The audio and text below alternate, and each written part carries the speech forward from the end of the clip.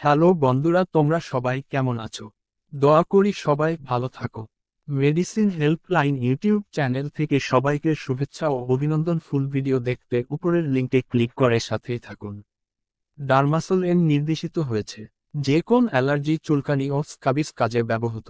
প্রাপ্তবয়স্ক, উন্নতি না হওয়া পর্যন্ত প্রতিদিন একবার বা দুবার আক্রান্ত স্থানে অল্প পরিমাণে প্রয়োগ করুন। খুব প্রতিরোধী ক্ষতস্থানে, বিশেষ করে যেখানে হাইপারকেরাটোসিস থাকে, পলিথিন দিয়ে চিকিৎসার জায়গাটি বন্ধ করে এই প্রস্তুতির প্রদাহ বিরোধী প্রভাব, যদি প্রয়োজন হয়, বাড়ানো যেতে পারে। চিকিৎসা তত্ত্বাবধান ছাড়া 7 দিনের বেশি সময় ধরে চিকিৎসা চালিয়ে যাওয়া উচিত নয়।